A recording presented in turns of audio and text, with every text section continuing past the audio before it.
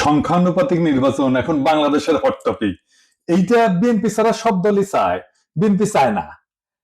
এটা খুব বেকুবের মতো প্রশ্ন করি, হ্যাঁ, কিছু মনে করেন না। বিএনপি কেন চায় না আর অন্যরা কেন চায় এটা বলতে পারবেন? আমি শিওর ম্যাক্সিমাম মানুষ এটা বলতে পারবে না, এমনকি দলের কর্মীরাও বলতে পারবে না। আমার এটা বোঝার জন্য মেলা পড়াশোনা করা লাগছে। যাই হোক, বিএনপি জামাত দুই দলকেই বলতেছি, এটা হইতেছে সেই কারিশমা কাপুর। কি এডিটর সাহেব, আপনি নায়িকার ছবি দিলেন কেন? আমি কি নায়িকার নাম বলছি নাকি? হ্যাঁ, ও আচ্ছা। সারাক্ষণ ইন্ডিয়ান নায়িকা মাথায় ঘুরে, তো তাই মাঝে মধ্যে মুখ থেকে ফসাদ করে বের হয়ে যায়। আমি এত করে কইলাম প্রফেসর ইউনূসকে যে এটা ইন্ডিয়ান নায়িকা বিষয়ক মন্ত্রণালয় ব্যানে হামাক তার উপদেষ্টা বানান। উনি আমার কথা রাখলেন না, উনি রাখলেন ভুট্টো সাহেবের কথা। যাই হোক, আলাপে আসি। এটা হইতেছে বয়ান তৈরির, ন্যারেটিভ তৈরির সেই কারিশমা। দুঃখজনক ভাবে এটাই আপনারা ফেল, লাড্ডা গোড্ডা। পাবলিকে হয় আপনার কথা শুনে না বা বুঝাবার পারেন না। এই আলাপটা উঠেছিল গত বছর অগাস্টের শেষ দিকে, হাসিনা পলানোর পরপর। সেই সময় আমি একটা ভিডিও বানিয়েছিলাম, এই যে এটা আপনারা জানেন, আমি তীব্রভাবে জামাতের সমালোচনা করেছিলাম। আমাকে জামাতের আমিন ফোন দিচ্ছেন, ফোন দিয়ে কইলেন দুঃখ করিয়া যে দাদা আপনি আমাদের ইন্ডিয়ার দালাল বানাই দিলেন। আমি বলছিলাম যে শহীদ ভাই, আপনারা মাঝে মাঝে এমন ভুল করেন যে মনে হয় আপনারা স্লিপ ওয়াকিং করিচ্ছেন। স্লিপ ওয়াকিং মানে বুঝেন তো, যে ঘুমের মধ্যে হাঁটে, সেগুলো চেতন নাই, অচেতন অচেতন অবস্থায় হাঁটিচ্ছে। তো সেভাবে হাঁটে, তা আপনারা ঘুমের মধ্যে হাঁটিচ্ছেন, আপনাদের আঘাত না করলে তো ঘুম ভাঙবি না, তাই না? যাই হোক, আজকে আমরা দেখবো আসলে পদ্ধতি বাংলাদেশের জন্য ভালো হবে কি, রাজনৈতিক দলগুলো কি বুঝে চাইতেছে আর কি বুঝে বিরোধিতা করছে। আসেন সেটা আমরা একসাথে বুঝে দেখি। আমার আগে ভিডিও থেকে দেখে আসি। আসেন, এই সংখ্যানুপাতিক নির্বাচন বিষয়টাকে আমি কইছিলাম, হ্যাঁ, জামাত 10 দফা প্রস্তাব দিচ্ছে, ভালো কথা, কিন্তু এটার মধ্যে একটা খুব ইন্টারেস্টিং দফা আছে, তা হইতেছে সংখ্যানুপাতিক নির্বাচন। এটার মানে কি জানেন? মানে হইতেছে ধরেন আপনার আসনে মোট ভোট 10 লাখ, মানে মোট ভোটার আর কি। তো ইলেকশন হইলো বিএনপি পেলো 5 লাখ, জামাত পেলো 3 লাখ। এখন আবার জামাত বলবে আমাদের কম ভোট দিলেন কেন? যাই হোক, এটা হিসাবের জন্য আর কি। আওয়ামী লীগ পেলো ধরেন 1 ভোট, তাও চূড়ান্ত গণনা ক্যান্সেল হয়ে গেল। হ্যাঁ, তো জিতবে তো বিএনপি, তাই না? তো এখন যে জামাত যে 3 লাখ ভোট পেলো, এটা তো পুরাই লস জামাতের জন্য। সে বলতেছে না, 300 আসনে যত ভোট পড়বে সেই ভোট, মোট ভোটের যত শতাংশ, 300 আসনের তত শতাংশ সিট তারে দিতে হবে। তার মানে কোন সিটে আলাদাভাবে যারা জিততেছে না, তারা যদি সব মিলায় 1% ভোটও পায়, তাইলে তারা 3টা সিট পাবে, বুঝছাও? যদি আধা পার্সেন্ট পায়, তাইলেও একটা সিট অন্তত পাবে। ছোট দলের জন্য খারাপ না, সিট বাড়ে এতে। ইউরোপের অনেক দেশে সিস্টেম আছে। তাই ন্যাশনাল পলিটিক্সে ছোট দলের একটা ভয়েস আছে, তাহলে তো ভালোই, তাই না? পশ্চিমে তো অনেক কিছুই আছে রাজনীতিতে, তাই না? আমরা জানি পশ্চিমে সেকুলারিজম আনিছি আমরা, আছে তো, আনিছি আনিনি কে? পশ্চিমে এলজিবিটি কিউ রাইটস এর ইস্যু আছে, আমাদের দেশের লোকেরা মেনে নিবে? পশ্চিমে মদ খাওয়া, জুয়া, ক্যাসিনো মেনে নিবে? আমাদের দেশে মেনে নিবে না। তার মানে পশ্চিমে আছে, এটা কোনো সাফাই হইতে পারে না। হ্যাঁ, ছোট দলের জন্য এটা ভালো। তো জামাত কি ছোট দল নাকি? এবার মনে করিছে যে চিরজীবন সে ছোট দল থাকবে। ওই যে আছে না সেকেন্ড ডিভিশনে খেলা, ওই চিরজীবন সেকেন্ড ডিভিশনে খেলবি জামাত। আজ আমরা দেখবো যে এই ইস্যুটা আমাদের গ্রহণ করা উচিত কিনা, করলে কেন উচিত, না করলে কেন উচিত না। তো শুনলেন তো, এখানে আর একটা বিষয় যুক্ত করা দরকার, তাইতেছে এই সংখ্যানুপাতিক নির্বাচনে আপনি ক্যান্ডিডেটকে ভোট দেন না, আপনি মার্কাক ভোট দেন, মার্কাত ছাপ্পা দেন। ক্যান্ডিডেট যায় কইতো আমাক ভোট দিলে আমি আপনার ব্রিজ ভেঙে দেবো, টুকু আমি আমাক ভোট দিলে আমি আপনার ব্রিজ বেনে দেবো, এটা কবে না, কবে আমার দল ক্ষমতাতে আসলে ব্রিজ ভেঙে দিবি, টুকু ব্রিজ বেনে দিবি, বুঝাও? তো এখন এই পদ্ধতি কেন দলগুলা চায় আমি কোনো অনুমান করব না, আমি ওনাদের দলীয় ডকুমেন্ট থেকে দেখাই দিব। আমি সব দলেরটা দেখাইতেছি না, আমি জামাতেরটা দেখাই, কারণ জামাতি এই সংখ্যানুপাতিক নির্বাচন চাওয়া সবচেয়ে বড় দল। তারা কি বলে এই দাবির পক্ষে আর্গুমেন্ট হিসেবে? আসেন সেটা একটু বুঝে দেখি। জামাতের সাবেক আমির গোলাম আজম সাহেব এই বইটা লেখেন 2005 সালে, সংখ্যানুপাতিক নির্বাচন নিয়ে। এখানে জামাতের সব আর্গুমেন্ট লেখা আছে। এছাড়াও আরো কিছু ইন্টারেস্টিং কথা আছে, হ্যাঁ, পড়তে পড়তে পাইলাম, সেগুলো নোক্তা দিয়ে রাখবো, আর সম্ভব হলে আলাপ করব। ওনারা পটভূমিতে 3 নাম্বার প্যারাত লিখেছেন, এডিটর সাহেব দেখান। সিপি ভিউ চাইছে, এটা ওনারা আনন্দে পারলে নৃত্য করেন। সিপি ভিউ চাইছে, কথা কইছে আনন্দের আর সীমা নাই। হ্যাঁ, আরে সিপি ভিউ চাইলে তো এটা আপনাদের জন্য হারাম হওয়া উচিত। তা না, ওনার প্রগতিশীল কুরকুরানি উঠেছে, সিপিবি চাইছে, ওনারা লাভ দিয়ে উঠেছে। তারপর কইতেছে এরশাদও কইছে, সিপিবি এরশাদ কইছে, এরশাদ আর সিপিবি এই দুইটার চাইতে বড় ইন্ডিয়ান মাল বাংলাদেশে আছে নাই। তো এরশাদ আর সিপিবি একসাথে যেটা চায়, এটা যে ইন্ডিয়ার পলিসি, এটা বুঝেন না। তো তাল তলায় গেছে, এই সহজ সমীকরণ বুঝেন না। আসল আলাপে আসার আগে আরেকটা ইন্টারেস্টিং কথা দেখাই। 11 পৃষ্ঠা এডিটর সাহেব দেখান, ওনারা কইতেছেন প্রচলিত রাজনীতি হলো পাওয়ার পলিটিক্স বা ক্ষমতার রাজনীতি। দেশ গড়া আসল লক্ষ্য না, ক্ষমতাসীন হওয়াই আসল লক্ষ্য। ক্ষমতা ওনার কাছে খুবই খারাপ জিনিস। এ খোদা, আমার উঠে নাও, নয়তো দড়ি ফেলাও, ব্যয় উঠে যায়। হ্যাঁ, রাজনীতি তো ক্ষমতার জন্য। রাজনীতি জিনিসটা কি কন্ত, এটাই তো বুঝেন না আপনারা। এবং সেজন্য বলি মাঝে মাঝে জামাত রাজনৈতিক দলই হয়ে উঠতে পারেনি।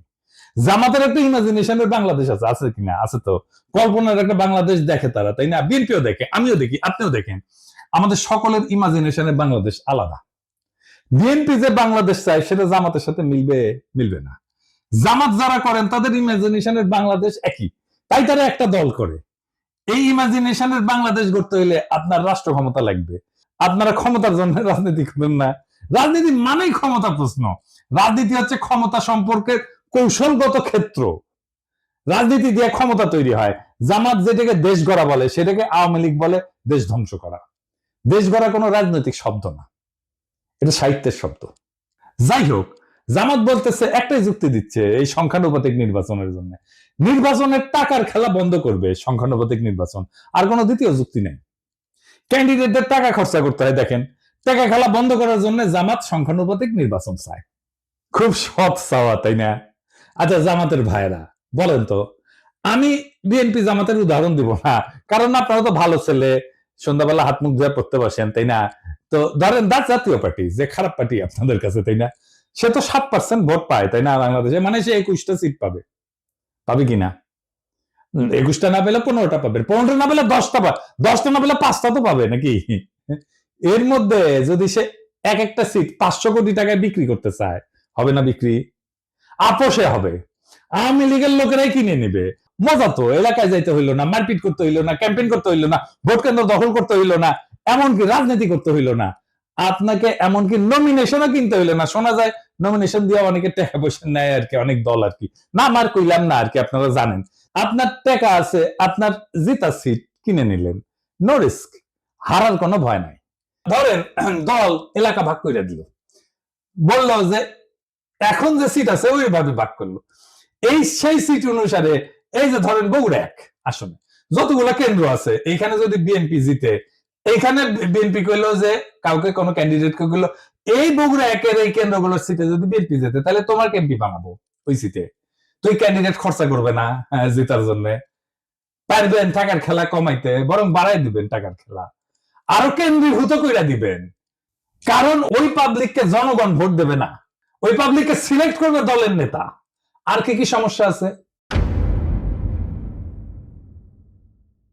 বাংলাদেশের প্রধান রাজনৈতিক দলগুলোতে তো আভ্যন্তরীণ গণতন্ত্র প্রায় অনুপস্থিত, নেতৃত্ব অত্যন্ত কেন্দ্রীভূত। এই পদ্ধতিতে, সংখ্যানুপাতিক পদ্ধতিতে দলীয় তালিকা তৈরি হবে কেন্দ্রীয় নেতৃত্বের মাধ্যমে। এটা স্থানীয় জনপ্রতিনিধিত্বকে দুর্বল করে দিবে। দলীয় নেতৃত্ব ক্ষমতা আরো কেন্দ্রীভূত করবে এবং স্থানীয় পর্যায়ে জবাবদিহিতা কমবে। দলের শীর্ষ নেতৃত্বই নির্ধারণ করবে কে সংসদে যাবে। ভোটারদের প্রত্যক্ষ ভোটের ক্ষমতা কমে যাবে। মানে এখন তো জনপ্রিয় নেতা হলে তার যে তার চান্স থাকে, তাই না? মানুষের কাছে ভালো হইতে হয়, সেটা কোনো দরকারই পড়বে না। দেখেন, আমরা অনেকে মনে করি রাজনীতি মানে হচ্ছে নির্বাচন, আইন, সংসদ, এই সমস্ত কিছু। কিন্তু রাষ্ট্রবিজ্ঞানী মোস্তাক আহমেদ একটা খুব সোজা কথা বলেন। উনি বলেন যে রাজনীতি আসলে একটা অদৃশ্য বোঝাপড়া। সেটাতে ঠিক হয় কে ক্ষমতায় থাকবে, কে টাকা খাবে, কে নিরাপদে থাকবে। এই বোঝাপড়াকেই বলা হয় পলিটিক্যাল সেটেলমেন্ট, বা বাংলায় বলে রাজনৈতিক বন্দোবস্ত। এই রাজনৈতিক বন্দোবস্ত ছাত্ররা ভাঙতে চাইছিল, আর সেটাকেই তারা বলছিল নতুন রাজনৈতিক বন্দোবস্ত। বুঝিছাও? তো এই বন্দোবস্ত লিখিত না, কিন্তু কিন্তু খুব বাস্তব। বড় বড় রাজনৈতিক দল, আমলা, ব্যবসায়ী গোষ্ঠী, পুলিশ, বিচারক, এলিট সবাই এটা অলিখিত চুক্তিতে থাকে। আমি একটু বুঝাই বলি। ধরেন রাস্তার ট্র্যাকে চান্দাবাজি, হাটের ইজারা, ছিনতাই, মাস্তানি, ঠিকাদারি, বালু মাহাল, এই সমস্ত জিনিস আছে না, যেটি থেকে টাকা পয়সা আসে, এটা একটা ইকোনমি আছে। কে তুলবে টাকা, কে নিবে, পুলিশ কত পাবে, রাজনৈতিক নেতা কত পাবে, তৃণমূলের মাস্তান কত পাবে, মন্ত্রী কত পাবে, হাসিনা কত পাবে, এই সব কিছু সেটেলড সেই অলিখিত চুক্তি দিয়া। এটি রাজনৈতিক বন্দোবস্ত। এই বন্দোবস্তের পার্ট এমপি।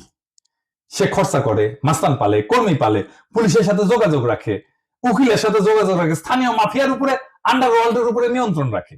এইভাবে এই বন্দোবস্ত টিকে থাকে। হাসিনা চলে যাওয়ার পরে অপরাধ বাড়ছে কেন? কারণ এই আন্ডারওয়ার্ল্ডের উপরে যাদের কার্যকর নিয়ন্ত্রণ ছিল তারা নাই হয়ে গেছে। এখন কেউ সেইভাবে কন্ট্রোল করে না, তাই এরা নিয়ন্ত্রণহীনভাবে যা খুশি করতেছে। এইটা ল অ্যান্ড অর্ডারের বিষয় না, এটা সেই অলিখিত চুক্তি ভেঙে যাওয়ার পরিণতি। আমাদের নতুন বন্দোবস্ত করার আগেই আপনি আরেকটা বন্দোবস্ত ভাঙতেছেন। বাংলাদেশে ইনস্টিটিউশন নাই, গড়ে ওঠে নাই। এই ইনস্টিটিউশনের বিকল্প হচ্ছে রাজনৈতিক বন্দোবস্ত। এইখানে রাজনৈতিক দল তার নেতা কর্মী একটা জটিল ভারসাম্য রক্ষা করে সমাজকে টিকায় রাখে। এইটা যখন নষ্ট হইয়া যায় তখন প্রতিদ্বন্দ্বী গোষ্ঠীগুলো নিরাপত্তাহীনতায় ভোগে এবং সহিংসতা, দুর্নীতি, রাজনৈতিক অস্থিরতা বাড়ে। আপনি সংখ্যানুপাতিক নির্বাচন করে পুরা পলিটিক্যাল ফেব্রিক ধ্বংস করে দেবেন। কেউ নিয়ন্ত্রণ করতে পারবে না। জেলা শহরগুলোর আন্ডারওয়ার্ল্ড, ঢাকা শহরের আন্ডারওয়ার্ল্ড আপনি নিয়ন্ত্রণ করতে পারবেন না। তার ব্যবসা বাণিজ্য, ভাগ বাটোয়ারা, এই জায়গাটা কে নিবে? তখন আপনি তো সব উলট পালট করে দিচ্ছেন। এলোমেলো করে দেমাল লুটে পুটে খাই, একটা কথা আছে না, আপনি এলোমেলো করে দিচ্ছেন রাজনৈতিক বন্দোবস্তকে। তো ওই জায়গা তো ফাঁকা থাকবে না। তো ওই জায়গাটা কে নিবে? পুলিশ নিবে, যেটা অর্গানাইজড। এখন পুলিশ নিবে, প্রশাসন নিবে, আর একটা হাসিনার শাসন তৈরি হবে। পুরা সমাজ, রাষ্ট্র রাজনৈতিক দলের নিয়ন্ত্রণের বাইরে চলে যাবে। যে দেশে ইনস্টিটিউশন গড়ে ওঠে নাই সেই দেশের রাজনৈতিক বন্দোবস্তই হলো সমাজকে টিকায় রাখার বিকল্প ব্যবস্থা। আর আপনি সেই ব্যবস্থাটিকে ভেঙ্গা সংখ্যানুপাতিক নির্বাচন নামে গুগলি মারলে রাষ্ট্র গড়ায় পড়বে গ্যাংয়ের হাতে, পুলিশের হাতে, প্রশাসনের হাতে, স্থানীয় মাফিয়ার হাতে। আফগানিস্তানে হয়েছিল না? তালেবান আসার আগে এক এক এলাকায় এক এক ওয়ারলর্ড শাসন করতো, একই জিনিস হবে বাংলাদেশে। আপনি এই কাজটা করতে যাইতেছেন। পুলিশ আর প্রশাসন শক্তিশালী হয়ে উঠবে, দারুণ। এই সংখ্যানুপাতিক নির্বাচন আঞ্চলিকতা বাড়ায় দেবে। আমি অন্য দেশের উদাহরণ দেব না, বেলজিয়ামের উদাহরণ দেব। এই বেলজিয়াম একটা দেশ হিসাবে থাকে কিনা দেখেন। কি হয়েছে বেলজিয়ামে? আসেন আলাপ করতেছি। বেলজিয়াম তো একটাই দেশ, তাই না? কিন্তু এর ভেতরে আছে দুইটা বড় জাতিগত ভাষাগত গোষ্ঠী। একটা হচ্ছে ফ্লেমিশ, ওলদান্স ভাষায় কথা বলে, থাকে দেশের উত্তর অংশে, তার নাম হচ্ছে ফ্লান্ডার্স। আর দুই নম্বর হচ্ছে ওয়ালুন, ফরাসি ভাষায় কথা বলে, থাকে দেশের দক্ষিণ অংশে, নাম হচ্ছে ওয়ালোনিয়া। এরা কিন্তু আলাদা ভাষায় কথা বলে, আলাদা স্কুলে পড়ে, আলাদা গণমাধ্যম আছে তাদের জন্য, এমনকি আলাদা রাজনীতি করে, দল আলাদা এই দুই গ্রুপের। এবং এই বেলজিয়ামে সংখ্যানুপাতিক ভোট আছে। এই পিআর সিস্টেমে ভোট যতই ছোট হোক, আলাদা পরিচয় দল সংসদে ঢুকে পড়ে। এর ফলে বেলজিয়ামে গড়ে উঠছে শুধু ফ্লেমিশ স্বার্থ নিয়ে কাজ করে এমন দল, যেমন এনভিএ। শুধু ওয়ালুন শব্দ নিয়ে কাজ করে এমন দল, যেমন পিএস, পার্টি সোশ্যালিস্ট। এরা কিন্তু জাতীয় স্বার্থ দেখে না, কেবল নিজেদের অঞ্চলের স্বার্থ দেখে। ফলে সার্বজনীন রাজনীতি আর হয় না, হয় আঞ্চলিক স্বার্থের জন্য রাজনীতি। এর ফলাফল কি? সরকার গঠন করতে পারে না। ফ্লেমিশ আর ওয়ালুন এদের মতানৈক্য চূড়ান্ত। এই যে দেখতেছেন না, এখন প্রফেসর সরকার ঐক্য মত করতে পারতেছে না, দেখতেছেন না, জুলাই সনদ করতে পারতেছে না, মতানৈক্যের জন্য একই রকম। বেলজিয়ামের জাতীয় পরিচয় দুর্বল হয়, সবাই নিজেকে ওয়ালুন বা ফ্লেমিশ ভাবে, বেলজিয়ান ভাবে না। ভাষা, শিক্ষা, অর্থনীতি সব আলাদা হয়ে গেছে। স্কুলে আলাদা পাঠ্যক্রম, আলাদা মিডিয়া, এমনকি আলাদা ট্যাক্স এবং প্রশাসন চলতেছে অঞ্চল ভিত্তিক। যেহেতু একক সংখ্যাগরিষ্ঠতা পায় না, সরকার গঠন হয় না। 1 বছরের বেশি সময় সরকার গঠন হয়নি, এরকম এক্সাম্পল আছে। এই রাষ্ট্র টিকবে না। এবার আরো মারাত্মক উদাহরণ দিই ইসরায়েলের। ইসরায়েল যে আগ্রাসী রাষ্ট্র হয়ে উঠছে, এটা সংখ্যানুপাতিক নির্বাচনের জন্য। কিভাবে? ইসরায়েল তো এখন একটা রাষ্ট্র না, একটা চরমপন্থী যুদ্ধযন্ত্র। আর এই রূপান্তরের বীজ পোতা আছে তাদের এই সংখ্যানুপাতিক নির্বাচনের ব্যবস্থায়। তো এইখানে প্রায় 3% মতো ভোট পেলে সংসদে ঢুকে যায় যে কেউ। এই ফাঁক বলে ক্ষমতার মঞ্চে উঠে আসছে এক ঝাঁক ধর্মীয় হুলিগান, যারা গণতন্ত্র না, ধর্মীয় শাসন এবং জাতিগত নিধন চায়, ফিলিস্তিনের ধ্বংস চায়, গাজার ধ্বংস চায়। কারা এই হুলিগান? যেমন SHAS, এরা নারী অধিকারের প্রকাশ্য শত্রু, সিভিল ম্যারেজের প্রকাশ্য শত্রু। তারপরে আরেকটা আছে UTZ, এরা নারীদের ভোটের শত্রু, আধুনিক শিক্ষার শত্রু, এমনকি রাষ্ট্রীয় আইনকে অস্বীকার করে। আরেকটা আছে ওরজেমা ইহুদিক, আরবদের নাগরিকত্ব বাতিল করে দিতে বলে, গাজায় গণহত্যায় উস্কায় দেয়। এদেরকে ইহুদি তালেবান বলা হয়। এরা 5 থেকে 6% ভোট পায়, কিন্তু মন্ত্রিসভায় তারা নীতি নির্ধারক। তাদের জন্য সরকার গঠিত হয়, কারণ কেউ সংখ্যাগরিষ্ঠতা পায় না এবং এরাই সাপোর্টটা দেয় এবং সরকারের নীতি জিম্মি হয়ে যায় এদের কাছে। ইসরায়েলে কোনো দল একক সংখ্যাগরিষ্ঠতা পায় না। সরকার গঠনের জন্য এই হুলিগানদের সমর্থন লাগে। তারা চুক্তি করে শর্ত দেয় যে আমাদের দাবি যদি না মানো তাহলে সরকার ফেলায় দেব। নেতানিয়াহু বাধ্য, তাকে বিচার বিভাগ ভেঙে দিতে হয়েছে এদেরকে সন্তুষ্ট করার জন্য। এই বিচার সংস্কার ইস্যুতে 2023 সালে ইসরায়েল জুড়ে ইতিহাসের সবচেয়ে বড় গণবিক্ষোভ হয়েছে। এই এদেরই নেতা এই বেন গাভির আল-আকসায় যায় বলছে আরবদের সরাও, এটা আমাদের। এটার ফলে কিন্তু হামাস রকেট ছড়ে, তারপরে যুদ্ধ শুরু হয়, বুঝেছেন? এবং মন্ত্রী সবাই যারা যারা আছে এই যে এই ছোট দলগুলা হুলিগানদের, তারা বলছে গাজায় জনসংখ্যা কমাও, পানি বিদ্যুৎ বন্ধ করো, বোমা দিয়ে তাদেরকে ছারখার কইরা দাও। এই যুদ্ধ ছিল ধর্মীয় প্রতিশোধে পরিচালিত গণহত্যা এবং এই গণহত্যা করছে এই সংখ্যানুপাতিক নির্বাচনে ফাঁক গলিয়া ঢুকা গেছে যারা, তারা বাংলাদেশে একই ধরনের ঘটনা ঘটবে। এমনকি ইরান যুদ্ধে রাজনীতিকে বানানো হয়েছে ধর্মীয় জিহাদ। এই ওরজেমা ইহুদি এরা বারবার বলছে ইরানকে সরাসরি আক্রমণ করো। এই যুদ্ধকে তারা বলছে জুইস ডেস্টিনি। কূটনীতি, আন্তর্জাতিক আইন, আঞ্চলিক স্থিতিশীলতা সব ফালতু, শুধু যুদ্ধ, আগুন আর দখল চাই এদের জন্য। এবং এই প্রপোর্শনাল রিপ্রেজেন্টেশন সংখ্যানুপাতিক নির্বাচনের জন্য ইসরায়েল এখন একটা চরমপন্থীদের রাষ্ট্র হয়ে গেছে, যেখানে 5% উন্মাদ একটা দেশের 95% ভবিষ্যৎ নিয়ন্ত্রণ করে। ইসরায়েল আজকে প্রমাণ যে সংখ্যাগত সমতা মানে রাজনৈতিক সুস্থতা না, প্রপোর্শনাল রিপ্রেজেন্টেশন মানে ক্ষমতা বিকেন্দ্রীকরণ না, জনগণের ক্ষমতায়ন না, অনেক সময় চরমপন্থার কেন্দ্রীভবন হয়। আপনারা রাজনীতিতে আপনার কল্পনার ইমাজিনেশনের বাংলাদেশ করবেন, কিন্তু সেই ইমাজিনেশনের ভেতরে এই বাস্তব দেশের জনগণ, এই মানুষের মুখ, তাদের যন্ত্রণার বাস্তবতা তো অনুপস্থিত। রাষ্ট্রটা কি ল্যাবরেটরির এক্সপেরিমেন্ট রে ভাই, যে একটা জিনিস ট্রাই করব, আবার দেখব, ভুল হবে, আবার দেখব? তা তো না। ইসরায়েলের মতো রাষ্ট্র চরমপন্থার হাতে কুক্ষিগত হয়ে গেছে এই সিস্টেমের কারণে। বেলজিয়ামের মতো রাষ্ট্র বিভক্ত হয়ে যাইতেছে ভাষার দাঙ্গায়। বাংলাদেশকে নিয়ে কি সেই পথে হাঁটতে চান?